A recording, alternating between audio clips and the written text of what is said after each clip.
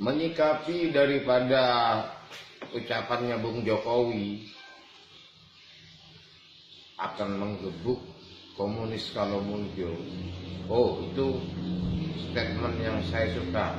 Saya baru kali ini suka sama Jokowi dengan statement ini. Sebelumnya saya nggak pernah suka sama dia. Juga akan menggebuk organisasi kemasyarakatan yang anti Pancasila. Saya dukung Bung Jokowi untuk menggebuk semua organisasi-organisasi yang bertentangan dengan Pancasila. Cuman ya begitulah, tidak buktikan dengan benar upaya atau rencana penggebukan itu, bukan hanya sebagai pemanis bibir belaka. Kalau hanya ngomong, anak saya yang masih TK itu pun bisa ngomong aja, apa susahnya ngomong. Soalnya untuk menentukan suatu organisasi apapun dia adalah Pancasilais atau anti Pancasila itu ada syarat-syaratnya, ada standar-standarnya. Nah ini sekarang rencana mau gebuk organisasi-organisasi anti Pancasila. Loh, yang anti Pancasila itu siapa? Kalau memang konsekuen Anda ingin menggebuk organisasi-organisasi kemasyarakatan atau organisasi apapun yang bertentangan dengan Pancasila, maka wajib bagi Anda memberlakukan kembali sebagaimana dulu, semisal yang disebut dengan namanya Litsus, penelitian khusus, atau SKBD, surat keterangan bersih diri, ya kan? Dan kemudian penataran P4, ya kan? Bentuk dulu itu. Nah sekarang mau masuk partai politik nggak ada Litsus, mau jadi presiden nggak ada Litsus, jangankan partai politik, mau jadi presiden udah sekarang nggak ada Litsus, mau jadi pegawai negeri nggak ada Litsus, sehingga orang-orang yang keluarga besar mantan partai terlarang pun bisa dengan mudah masuk ke partai-partai politik dan kemudian menguasai parlemen.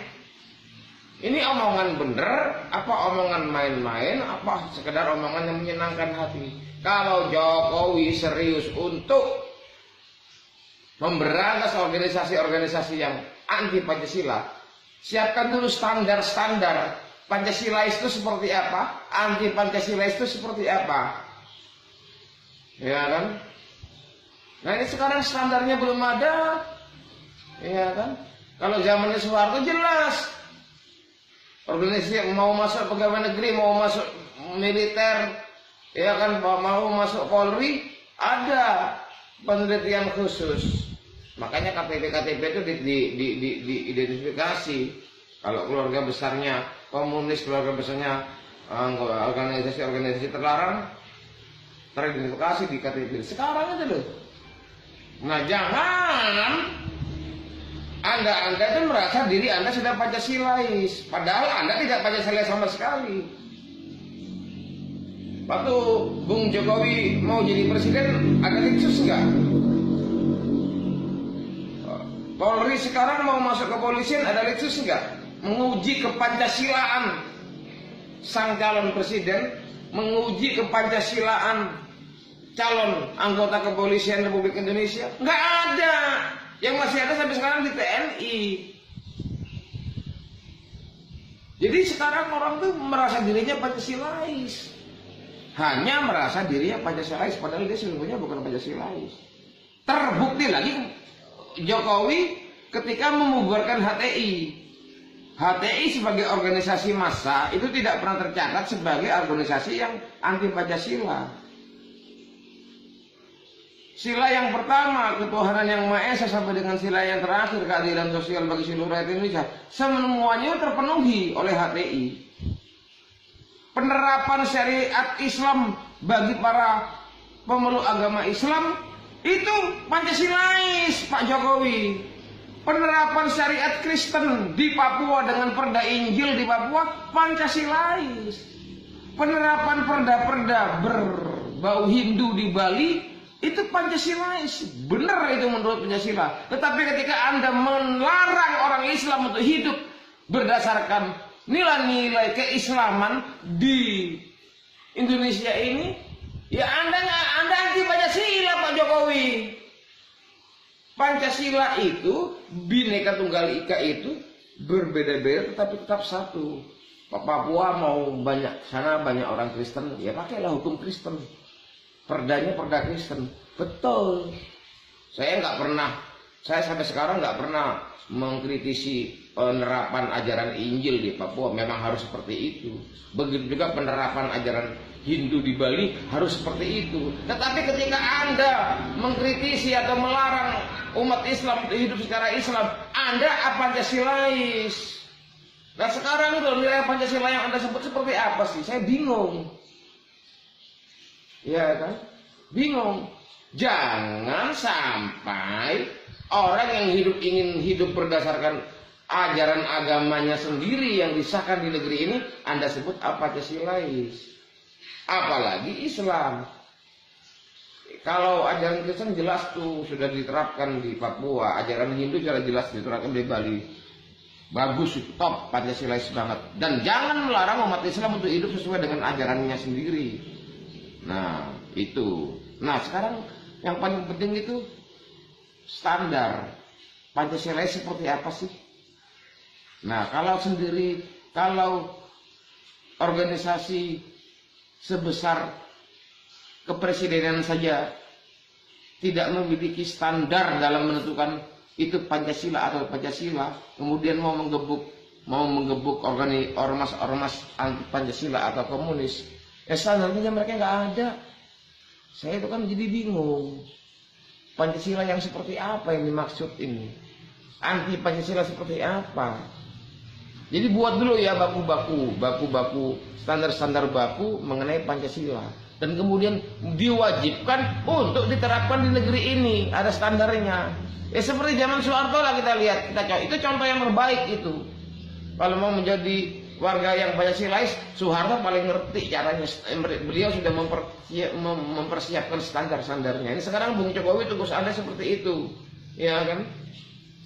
Ini Anda katanya sekarang tumben ngomong mau ngebuk organisasi komunisme.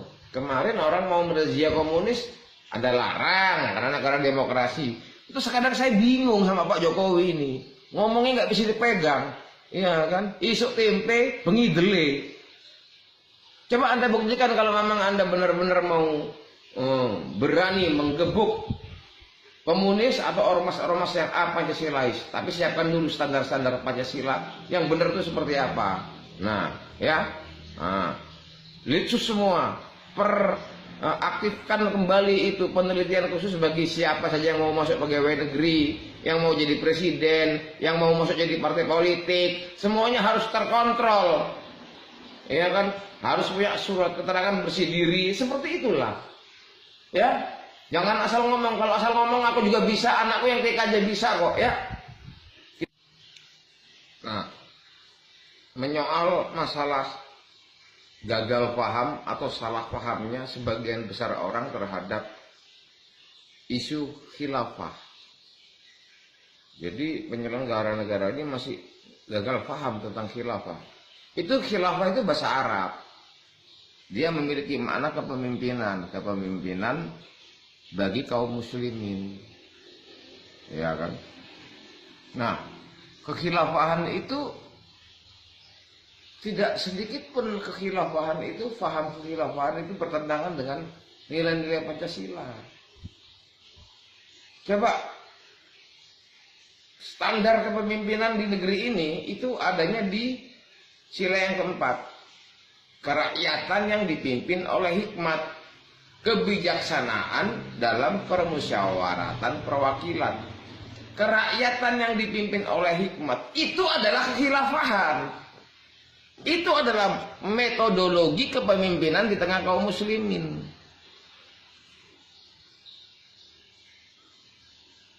Cuman kalau dibahasakan ke bahasa Timur Tengah sana, itu adalah kekhilafahan.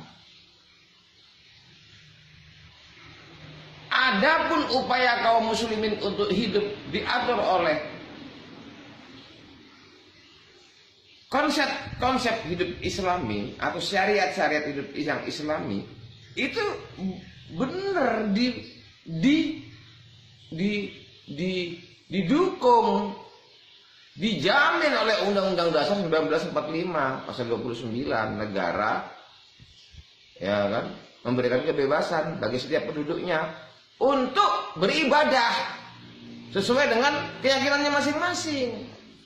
Beribadah itu bukan hanya sholat, zakat, saum, haji. Semua aspek kehidupan manusia di muka bumi ini adalah nilainya ibadah.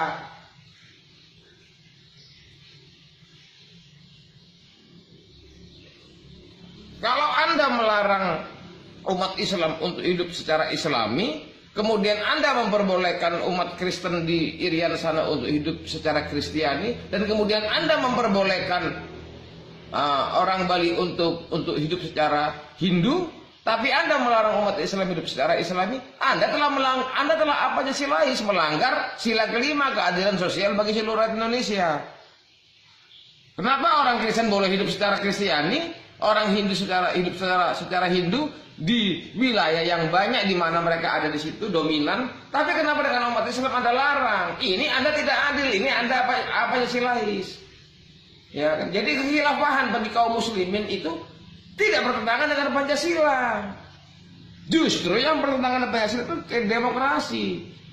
Nggak ada, demokrasi itu asalnya dari sana Yunani, bukan dari kita. Ya kan? Sila keempat itu bukan demokrasi, kerakyatan yang dipimpin. Dipimpin oleh siapa? Oleh seorang pemimpin yang berhikmat. Dipimpin oleh seorang pemimpin yang berhikmat. Yang tidak berhikmat nggak boleh jadi pemimpin. Itu standar yang ada pada Pancasila. Nah, sang pemimpin ini kemudian memiliki wakil-wakil. Wakil-wakil inilah yang bermusyawarah untuk mencapai kemufakatan. Bukan demokrasi. Bukan one man one vote.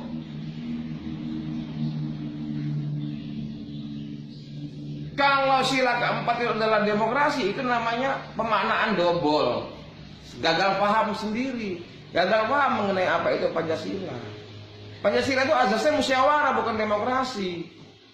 Jadi jangan orang yang mau merazia komunis dibilang nggak boleh, nggak ada itu. Ini demokrasi. Wah, itu rusak, Bung. Rusak. Jadi kalau mau jadi nggak gampang jadi seorang Pancasilais itu. Harus benar-benar adil. Adil, benar-benar adil terhadap siapapun, bersikap adil. Nah, sekarang pertanyaannya, Anda itu mampu nggak bersikap adil? Nah, kalau Anda belum mampu bersikap adil, jangan bermimpi Anda menjadi pembela Pancasila. Yang ada sebaliknya, Anda menjadi perongrong dan perusak, bahkan pengkhianat Pancasila. Begitu, terima kasih.